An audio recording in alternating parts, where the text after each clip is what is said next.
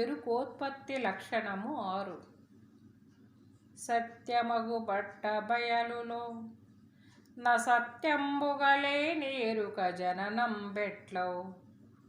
సత్యమగు గురుని చేరియు ప్రత్యేకంబుగ విచార పద్ధతి చేయ జనించదవు భ్రమరూపు మాయ.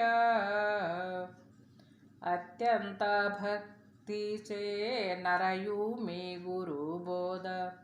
అత్యంత భక్తి చే నరయు మీ గురు బోధ. ప్రత్యేకంబుగా చెప్పబడిన చులకని యుక్తి.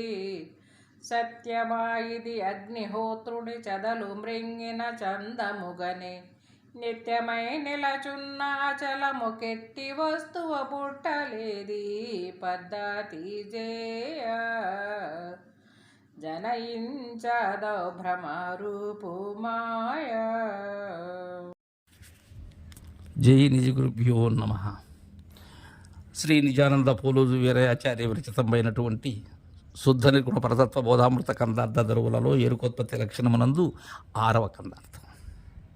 శిష్య, చెప్పాను కదా, రాతి విగ్రహంలో ఏ తీరుగా దైవం లేదు, ఆ తీరుగా గురుకృప లేనటువంటి వారు అలా భావిస్తూ ఉన్నారు. గురుకృప కలిగినట్టయితే ఆ పిచ్చి ఆ వెలి తీరిపోతుందని తెలియజేసి ఇంకా దృఢం చేస్తాను నాయన ఎరుకోత్పత్తి ఎలా లేదు అనే విషయాన్ని. సత్యమగు బట్ట బయలులో సత్యంబుగలేని ఎరుక జననం బెట్లవు. ఇక్కడ ఏం చెప్తున్నారంటే బట్టబయలు అనేది యథార్థం, అది సత్యం. అయితే కొంతసేపు సత్యముగా కొంతసేపు అసత్యముగా ఉన్న ఆ మాయల చైతన్య స్వరూపమైనటువంటి ఆత్మ లేక ఎరుక కాదు నాయన, శాశ్వతమైనటువంటిది బట్టబయలు. దానిలో సత్యంబుగా లేని ఎరుక. ఇక్కడ పోలోజు వీరయాచార్యుల వారి పద ప్రయోగం చాలా బాగుంది. సత్యంబుగా లేని ఎరుక. సత్యముకు బట్టబయలులో సత్యంబుగా యథార్థముగా లేని ఎరుక అంటున్నారు. బట్టబయలులో లేని ఎరుక జననం బెట్లవు. ఎలా కలుగుతుంది? కలిగించే లక్షణం సత్యమైనటువంటి దానికి లేదు. పుట్టించేటటువంటి లక్షణం, గిట్టించే లక్షణం అది లేకనే పుడుతూ లేకనే గిడుతూ లేకనే వృద్ధి చెందుతూ ఉండే లక్షణం నాకైతే ఉన్నది. నేనైనటువంటి ఆత్మకో లేక నేనైనటువంటి చైతన్యానికైతే ఉన్నది. అది పరిపూర్ణముకి ఎక్కడ ఉన్నది? అది సత్యమగు గురుని చేరియు ప్రత్యేకంబుగా విచార పద్ధతి జేయు జనియించదవు భ్రమరూపు మాయా. ప్రత్యేకంబుగా విచార పద్ధతి చేయా. ఎవరి దగ్గర చేయాలి ఈ పద్ధతి? ఈ భ్రాంతులతో మమేకమైనటువంటి వారి దగ్గర చేస్తే కుదరదు. ఇది సత్యమైనటువంటి అశరీరులు ఎవరైతే ఉన్నారో, శివరామ దీక్షిత సిద్ధాంత రీత్యా భ్రాంతి రహిత పద్ధతిని ఎవరైతే తెలుసుకుని ఉన్నారో, ఎవరైతే గురు శిష్య న్యాయముగా అందుకుని ఉన్నారో అలాంటి వారి దరి చేరాలి, అలాంటి గురు సన్నిధి చేరాలి. చేరి ప్రత్యేకంబుగా విచార పద్ధతి చేయ. దీనికి మిగతా పద్ధతులు లాంటిది కాదు. ఇది ప్రత్యేకమైనటువంటిది. ఎందుకని? సాధనాతీతమైనటువంటిది. దీనికి ఒక ప్రత్యేకత ఉన్నది. ఏంటి ప్రత్యేకత? గురువుకు తనుమన ధనములు అర్పించి చతుర్విధ శుశ్రూషలు ఆచరించి గురు కరుణకు పాత్రులైనటువంటి వారికి తెలియజేసేటువంటి ఆనవాలిది, ఆ సౌజ్ఞ ఇది. అందుకే ప్రత్యేకముగా విచార పద్ధతి చేయాలి. ఇక్కడ ఇంకేం చెప్పట్లే ఆయన. ఫలాని సాధన చేయాలి, ఫలాని ఆసనం వేయాలి, ఈ చతుషష్ఠి కళలలో నిష్ణాతుడై ఉండాలి, అష్టాంగ యోగములను ఆరితేరిన వాడై ఉండాలి, ఇవి చెప్పట్లేదు. ప్రత్యేకంబుగా విచార పద్ధతి చేయ. బోధ విచారంలోనే రావాలి. ఇది భ్రమరకీటకం న్యాయమే ఇక్కడ. అలా పద్ధతి చేయ జనించాదవు భ్రమరూపు మాయా. ఇక జనిస్తుందా? ఉన్నది ఉన్నట్లుగా యథార్థం దర్శించినప్పుడు జనిస్తుందా? తాడులో సర్పం ఎప్పుడు పోతుంది? ఆ గురు కరుణా కిరణాలు అనేటువంటి వెలుతురు తాడు మీద ఎప్పుడైతే ప్రసరించిందో పాము ఎక్కడ ఉన్నది? ఇంకా ఉంటుందా పాము? ఉంటే అంతకుముందు ఉన్నదా? లేదు.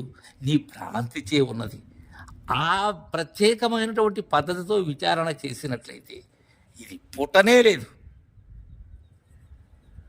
అత్యంత భక్తి చే నరయవు మీ గురు బోధ ప్రత్యేకంబుగా చెప్పబడిన చులకని యుక్తి.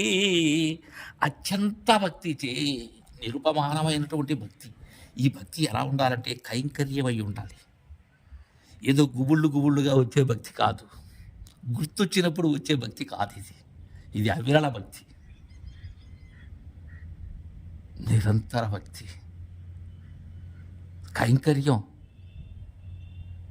కైంకర్యము చేతనే గోపికలు అంటారు దీక్షితుల వారు. అలాంటి కింకరత్వం. నరయూమి గురుబోధ. ఏం దర్శించమంటున్నారు ఇక్కడ? ఏమన్నా దర్శించమంటున్నారా? బోధని దర్శించమంటున్నారు. బోధన దర్శించాలి. మరలా చెప్తున్నాను, బోధని దర్శించినటువంటి వాడే బోధస్థితి పురుషుడు. ప్రత్యేకంబుగా చెప్పబడిన చులకని యుక్తి. ప్రత్యేకముగా చెప్తున్నాను, ఒక చులకని యుక్తి, సులభమైనటువంటి యుక్తి. ఇంతకన్నా యుక్తిగా ఎవరో చెప్పరు. ఏంటంటే, సత్యమా ఇది అగ్నిహోత్రుని చెదలు మృంగిన చందముగని నిత్యమై నిలచున్న అచలము కెట్టి వస్తువు పుట్టలేది పద్ధతి చేయ. ఒక విషయాన్ని సత్యమా నీవే చెప్పు శిష్య. ఎందుకంటే శివరామ దీక్షిత సాంప్రదాయక బోధ ఎలా ఉంటుందంటే, ఉన్నదానిని ఉన్నట్లుగా తెలియజేసి లేనిది ఎలా లేదు అనేటువంటిది బోధ ద్వారా విశదపరిచేటువంటి బోధ ఇది. అలాంటి బోధనా క్రమం ఇది, అనితర సాధ్యమైనటువంటి క్రమం ఇది. సత్యమా ఏంటి? అగ్నిహోత్రుని చెదలు మిరింగిన చందముగనే. అగ్నిని చెదలు మృంగేసింది అంటే అది సత్యమా? అది అగ్ని దగ్గరకు పోతే చెదలేమవుతుంది? తన రూపం కోల్పోయి అగ్ని రూపం దాలుస్తుంది. ఉన్న అగ్ని ఎప్పుడు ఉంటుంది, దానిలో లేకనే దాని దగ్గరకు పోయినట్లుగా. ఇక్కడ అసలైన కీలేంటంటే, అగ్నిహోత్రం అనేదే పరిపూర్ణం, చెదలు అనేదే నేను ఎప్పుడైతే దర్శించానో దేనిని, అగ్నిహోత్రం అనబడేటువంటి పరిపూర్ణమును దర్శించిన పిమ్మట నేనేమయ్యాను? నేనేమీ కాలేదు. నేను లేనివాడిని అయ్యాను, లేనెరుకనయ్యాను.